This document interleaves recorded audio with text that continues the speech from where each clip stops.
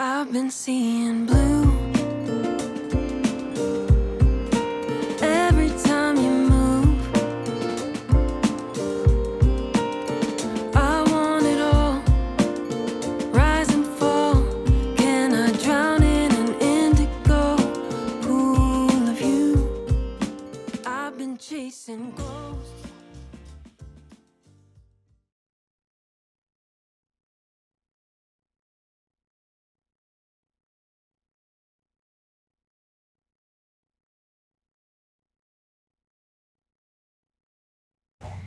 Halad must I, Dionysus, bearer of the vine, thee I invoke to bless these rites divine. Florid and gay, the nymph's own blossom bright, and of fair Venus, goddess of delight. It's yours, with mad nymphs, mad footsteps to beat, dancing through groves with lightly leaping feet. From Zeus's high councils nursed by Persephone, and born the dread of all powers divine. Come, blessed power, regard thy suppliant's voice, propitious come, and in these rites rejoice. Come, and this voyage, this shore, call thine own, where sacred dance, once woken by thee, is known. Haladi Mustai, I am your guide today on Voyage 6 of the Magic Coast. I am here with two very special guests. I have Siren of the Circle, who is a co-producer of the Nauti Burlesque Fest, which we'll be talking about today, and Ellis Dee, who is the founder and artistic director of the Betsy Feathers and also is the co-producer of the Nauti Burlesque Fest that is coming to the North Shore of Massachusetts, August 20th through the 23rd. Ladies, this is very exciting. I feel like this is also a different episode for us because we just have you, and you have a lot to tell us today about this festival. I'd love, before really jumping into that, kind of talking about you guys and your background, how you got into the world of burlesque and performing. Is this something that you were always drawn to? And how it kind of like evolved into where we are today? I know that's like a loaded question. Ellis Dee, let's start with you. What drew you to this? So I grew up dancing. My mom owned a dance studio for many, many years. And she's not your run-of-the-mill dance teacher. She's very quirky, very creative. She would create her own, not just recitals, but dance plays, like from her brain. And so I got to see the process from start to finish of how one meshes dance and theater and her creative process of bringing that to life. And so in my adulthood and discovering burlesque, I decided I wanted to merge those two worlds and kind of do my own version of that with a burlesque twist.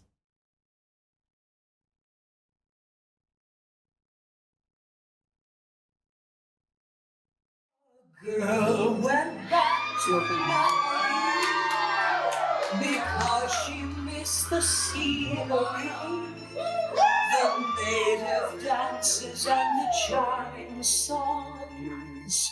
But wait a minute, something's wrong.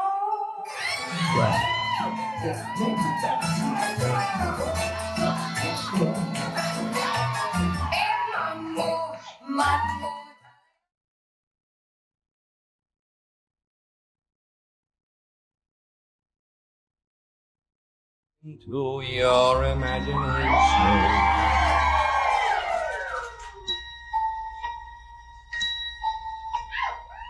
we'll begin with a spin, traveling in the world of my creation.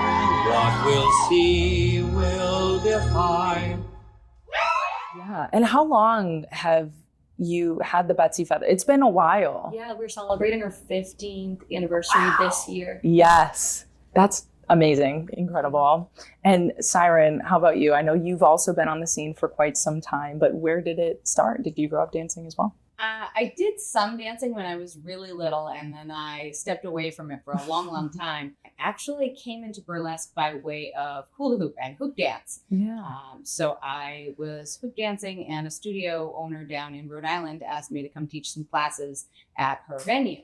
And they did a whole slew of different classes. They chair classes and pole classes, and they had burlesque classes. And at the time, I didn't even know what burlesque was. And so she asked if I would come. They had these monthly shows where they featured their teachers and their students. And she said, come down and perform in our show to advertise for your hoop classes. And I said, sure, I'll come be in your show. And I got there and it was just love at first sight. I had never even heard of burlesque, which I think a lot of people are very unfamiliar with what it actually is. They have this preconceived notion based on, you know, a movie that is nothing like what burlesque is actually like.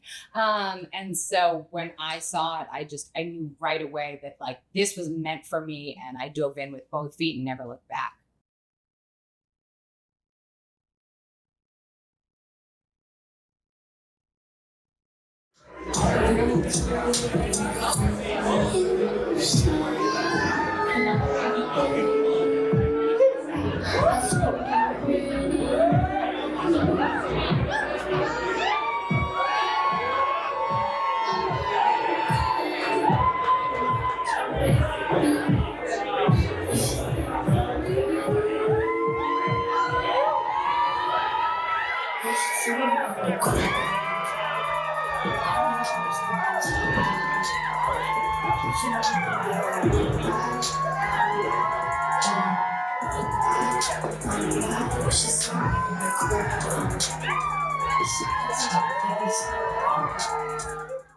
Then we come to present day. How did you two link up, and where was the conception initially for this festival? We kind of crossed paths kind of organically in the scene. I would say we both produced shows on the North Shore for a very long time. So naturally we were gonna, you know, she was a guest acting Betsy Brothers shows. She would have the certain Betsy Brothers members join her shows, actively producing for this long time together. So yeah, this festival obviously has a nautical theme to it. Where did that sort of come from? Do you have a love of the sea for the mythos of it? It did. The first iteration was the North Shore Burlesque Showcase. And we have like a mentor in the community, Dixie Duya. She's been a part of Boston scene for a really long time. She's kind of like a burlesque aunt to me. And I always ask her for advice. And she gave me advice about the naming of the show. She said, North Shore Burlesque Showcase is very generic. What can you do to like really specify like what this area is about? And we didn't want it to be the witch anything. No, because the North Shore has such a lush maritime history, beautiful coastline. And so we just thought of like naughty, nautical, and that's kind of how that was born. And we could really dive into that kind of a theme. Yeah. So what goes into creating and organizing an event like this? Spreadsheet queen. She is like a powerhouse, so I'll let you touch on that. Yeah, so it depends on what phase of the planning we're in. Early stages is securing our venues, creating the application and getting the word out that we are accepting applications for this year's festivals to different burlesque communities across the country. And then once applications close, the next step is viewing hours and hours of application videos, because in order to submit for the festival, you have to have a video of the act that you intend to perform. It doesn't need to be on a stage. It doesn't need to be super fancy. You can shoot it in your kitchen. But we want to see the act. We want to see the costume. We want to see the choreography. And how many did we get this year? We had more than double. I think we had 135 acts submitted. Wow. It was a lot. So that's hours of footage that we had to review. It's like 2 to 3 minutes per act that they record, and then times that by 140 more. So the limit is a 5-minute cap on the acts. So then after we each individually reviewed all the videos, we picked our favorites, and then we come together and we decide, we muddle it over. And it's not an easy decision picking which acts get in. There were some really close calls. So you can imagine a lot of duplicates, right? Lots of mermaids, pirate themes, right? There's a lot of crossover, and then we have to decide, dang, we really liked these 3 mermaids, but we can't have, you know what I mean? So it's kind of and making a really well-balanced and a well-rounded show, because they're unique shows both nights on Friday and Saturday. Mm-hmm. So it's a whole different lineup each night. There's a lot that I'm sure goes into just the logistics of everything. And I'm curious as to how you balance that with obviously the creative nature that you both embody, because sometimes those things, they have to coexist. But I find that sometimes, like as a creative person, it's like I have to rein everything in. So like, how do you like make those things coexist? How do you balance that creative energy as a performing artist into doing logistics of it? You have to make it like a well-oiled machine. So like I have like grandiose ideas. I'm like, can we get a boat? Can we get a launch boat? Can we have our welcome mixer on a boat? Can we do like a cruise like that? And that was like so out of her range. Mm-hmm. So we really help balance each other. I think that she's definitely type A and I'm a little bit more type B. And I have these crazy ideas and she helps rein them in and also helps us stay on track. Like I said, spreadsheets. Mia, can you review this spreadsheet? We connect on the phone. We both have full-time jobs. And like you said, we both are creative and we both produce our own shows in the midst of all of this. Mm-hmm. And so this is constantly running in the background of everything that we're doing. I think it's just trying to check in with each other, trying to reel it in, try to stay on track. Mm-hmm. I mean, I don't know. After we leave here, we're actually going to go sit down and have another planning meeting I where we're remember going that to review some of the bullet points that need to still be addressed to check off some of our last minute items to get things organized. Yeah, because I don't think people understand like just how much work really goes into creative endeavors, you know, because so much of the time they arrive, they're entertained, and we love the supporters for all of that. But really like underneath the surface, just the amount of work that goes in to creating something like this is really tremendous. And I applaud both of you for taking that on. Is this your second year doing it? This is the second year of it being the Nauti Burlesque Festival. So Got it. technically third, but really the second annual Nauti Burlesque Festival. Yeah. There it is. Yeah. Maybe you'll find that around town. It's actually also on the agenda for this afternoon. One of the hardest parts about putting on any show is getting the word out and the advertising and the marketing. You specifically asked our producer to come and film one of your rehearsals. What do you hope people take away from seeing that side of the process and the part that audiences like normally don't get to see? Yeah, I think it's like really peeling the veil back, right? Like about all the hard work that goes in, not only mentally, but physically as well.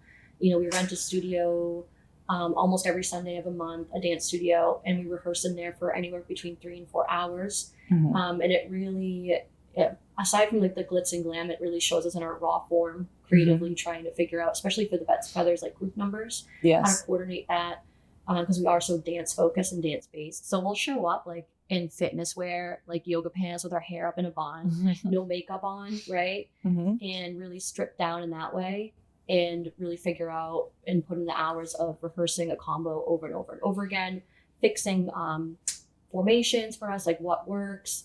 By the end, like we're like sweating, but also like we just banter a lot too. Mm-hmm. Like we always say we wish someone could be a fly on the wall in rehearsals, because the stuff that we joke about and come up with in this creative process is just so funny, and nobody gets to like really see that. So I think that's going to be really special to get some footage of that. A little behind the scenes. People love a BTS moment too. Yeah. For anyone watching that wants to come, tell me when and where is this festival? How do they get tickets if they, want to be involved? So the festival kicks off on Thursday, August 20th at Hotel Salem, and that is our industry night party. So anyone who is connected in any way with the burlesque or drag community, whether that be performers or technicians, they are all welcome to come to this event. It is free. We just ask that they RSVP, and we will have our locals showcase happening that night. So we call that night Burlesque Ahoy, which is our send-off. And so we have 8 acts performing that evening throughout, and we have small bites, and it's a chance for people to get to know each other. The Feathers will be performing this year at the Welcome Mixer to open it up for all of our guests that are coming in from out of town. Then on Friday night, we have our first showcase at Off Cabot, which is called Strip Wrecked. And Saturday night is the second showcase at Off Cabot, and that one is called Shiver Me Tassels. And so those are both in Beverly.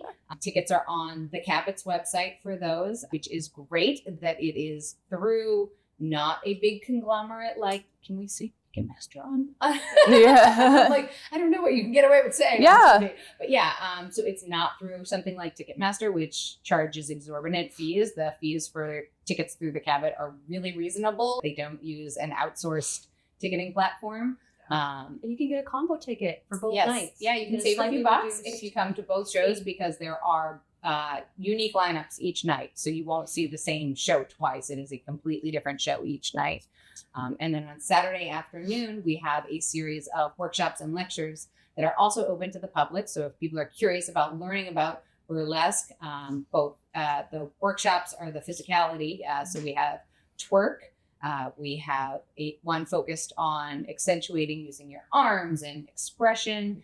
And then we also have lectures. So We have a licensed physical therapist that's going to be doing like our a cool third down one is our session, showing how stretching to restore and recover after you perform. Yep. And then we also have lectures. One is on applying for festivals. One is on putting together your costumes. What was our third lecture? Financial literacy. Oh, and in performance and in burlesque, tax stuff. Very all of that. important, very important stuff. So yeah, and those are open to the public so they can come learn about how to be a performer behind the scenes and also on the stage things. Yeah, and learn from people that are attending from around the country too. People that like maybe not once in a lifetime sounds cheesy, but people that might not come across this way. They're not all New England based. They're people from around the country literally coming, and they're experts in their respective fields. And so you get to learn from people that you may not get to learn from again. So it's a really good opportunity. And those workshops are all happening at Seacoast Stilettos on Route 1 in Peabody. And the fact that you have that as a free, open to the public thing, I think is really important. I think that sometimes things like this seem like those lectures, learning like seems sometimes a little bit inaccessible at times. And so having that be available, I think is so cool and so incredibly important, especially for, artists in the world of performers. So. And then Sunday, we have an event that is just for the festival performers only. We have a send-off picnic by the sea, put on by Let's Picnic North Shore. It's a luxury picnic company, also owned by, and it was just absolutely stunning, the setup that she put together last year for the event. That's so cool. A luxury picnic? Seaside luxury Yes, picnic. with like pillows and blankets and like charcuterie boards, and it's just lovely. Wow. Canopies and beautiful boho umbrellas, and everybody gets to just chit chat about their experience from the festival and network and say their goodbyes to folks, get their socials, hang out, and it's a good way to conclude. Yeah. The event. That's really wonderful. That sounds like such a warm and inviting space to be in. That we've is from other festivals that feel more corporate Yes. and more unattainable, right? Mm-hmm. Like they have these big headliners, right? And you feel so lucky if you get in, Mm-hmm. but you know what I mean? And it's just exorbitant fees at some places to even apply, Mm-hmm. to go to workshops. And it's kind of not every man for themselves or every person for themselves, but it kind of can be like that, even in other festival settings. So we've gotten really good feedback from folks who have gone to other festivals, and when they've come to ours, they feel that sense of community. Literally thinking and about the belonging. feedback that we've gotten makes me cry. Like, we have received the sweetest messages from folks. And I think there's been a thread too that we've talked about on our show. There's there is like a need for community. There's a need to come together. There's like a huge focus on hustling and like just going and going and going. And now I feel like there is this like need to slow down and connect with each other and create with each other. And so having something like this is really, really special. Yeah. And I'm so glad that you've been getting that feedback and people have also felt that, because I think it's really important for sure. Another kind of through line that we also talk about on the show is our connection to the ocean. We usually ask like your earliest memories of the ocean, and sort of a follow-up being that, what created that connection? Why is that connection so strong for so many folks, especially if you grew up on the coast and grew up near the ocean? Like there is like this calling towards it. So whoever wants to go first, but I'd love to hear from both of I you. know we both have connections to the ocean, from like even from our families. So like for me, I have earliest memories of going to like Dane Street Beach with my aunt, going on my uncle's boat in Gloucester, and taking like 6-hour day trips out and learning how to drive this boat, and going out to Gloucester Harbor and going up the Annisquam at times too. So that's like my connection. I've always been called to the ocean. My husband and I have a boat, and we're down on our boat every weekend as much as we possibly can. So definitely big ocean person for sure. Yeah. I've always grown up on the ocean, literally since I was a baby. Parents take their kids like for car rides to make them fall asleep. No, my parents took my sister and I. We were Irish twins, 11 months apart. They would take our little bassinets and put them on the engine block on the lobster boat and run the boat engine, and that's what used to make us fall asleep when we were babies. When I was really, really little, my dad was a lobsterman for several years. My grandfather was a member of the Volunteer Yacht Club in Lynn, and then as was my father. And then my mother had grown up there her whole life. And she actually it used to be an all boys club, an all men's club. And she fought and opened the door for women to be able to join the club. And so I spent my entire childhood growing up on the boats, down the docks, down the floats, running around. She should be Commodore. She has been Commodore, multiple times, awesome. And rear Commodore, and every other position under the sun. So yeah, I grew up on the floats down the yacht club. When I was in elementary school, I used to ride my bike down to the ocean to watch the sunrise. And now my partner and I also have a boat, which we dock in Beverly Harbor. So I've always been on and around the ocean my whole life. Your name, right? Siren, yes. Of the circle. Yeah. Where did that, circle, I'm assuming maybe the hoop? Yes. Yeah. And so the siren part is, the traditional siren draws you in with her voice. I draw you in with my performance. The idea is that you see it and you can't look away. And then the circle comes from the hula hoop. And I have my logo, my mermaid tattooed on my back, and I have another mermaid tattooed here on my wow, she's great. My whole arm is actually nautical themed, as is my entire back tattoo. Nice. That one's really beautiful. That one on your inner arm's great. Yeah, I actually traveled to Atlanta to get this mermaid. Wow. And I don't know if you remember the TV show Pete and Pete. Yeah.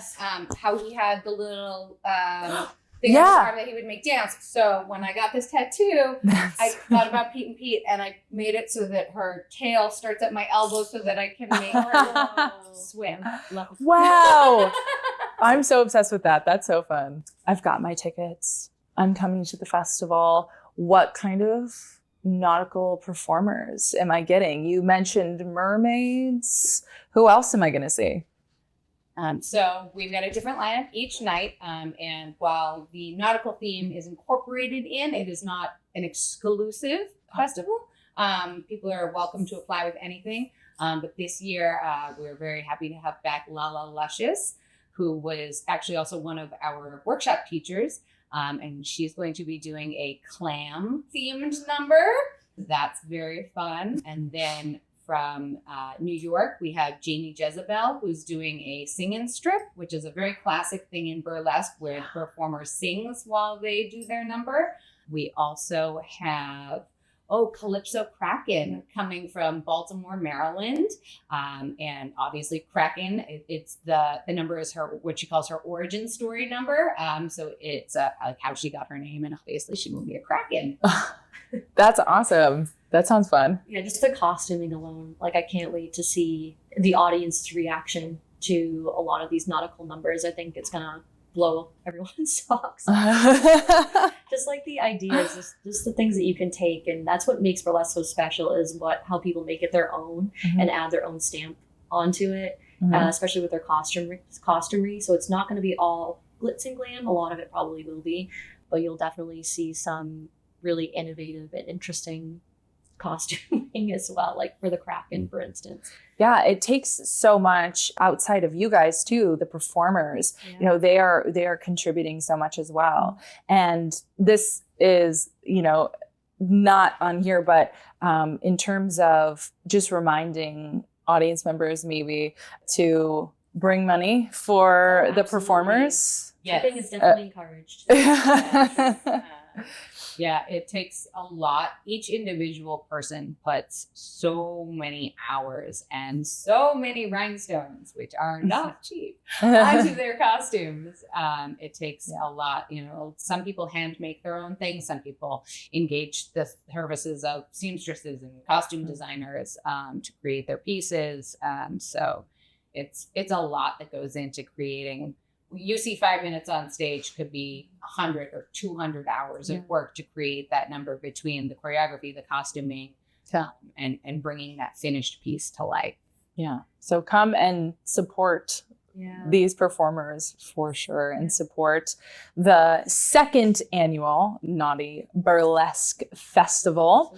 Thank you guys so much for coming in. Where can everyone find you? Your Instagrams, websites, everywhere. Feel free to let everyone know where they can do that. So it's Nauti, like nautical. So it's Nauti Burlesque Fest is our Instagram It's the handle. Instagram, yeah. Yep, you can find everybody that we're posting, all the performers that will be featured for each showcase night, as well as information about the workshops and the private, semi-private events that bookend the festival on Thursday and the Sunday. Yeah, we also have a Facebook page, Nauti Burlesque Festival, that has event pages for all of those where people can get more information and the links to directly buy their tickets or RSVP for the events and the workshops and sign up for those. We do have a website. It is still under construction. Fledgling. It is fledgling. We have a good base for it. I think I just need to add the ticket links to it, but we do have that as well. And it's the same handle, Nauti Burlesque Festival. So coming soon on the .com. Yeah.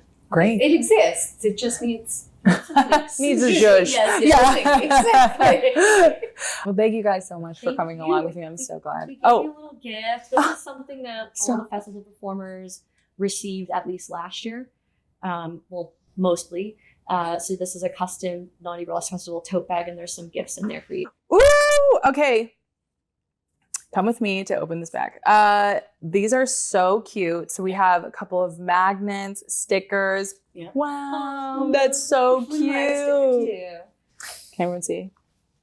And that's so cute. And I love your little tattoos on your arms too. That was drawn by a cartoonist. So that's actually something I'd love to mention is that our logo was designed by a local tattoo artist. My sister-in-law. Tina Bartholomew. And so no AI involved in the creation of our logo or our flyers. Save the flyers. oceans. You can find Tina Tattoos with a Z at the end. Tina Tattoos created Our logo. logo. And then, our flyers for the individual nights are done by real photos of real humans. This one is obviously me. And then that one is Lala Luscious, who was last year. that was from last year's festival, from her mermaid number. And this year she's coming back as a clown. Yeah. Wow. Those are so fun. These are so cute. Oh, A little pin. a little pin. Love a pin. And also t-shirt, which I will be wearing. Look. Thank you guys so much. I'm so glad that we were able to do this today. Yes. Thank you to Siren of the Circle and Ellis Dee for joining me on today's Voyage 6. Find them at their Nauti Burlesque Fest along the North Shore, August 20th through the 23rd. Get your tickets, follow them on Instagram. And if you have a story to tell and you have a special connection to Mother Ocean, we want to hear from you. So find us on our Instagram at bearcoveproductions. Again, I've been your host, Aspen Ridge, and thanks for coming along.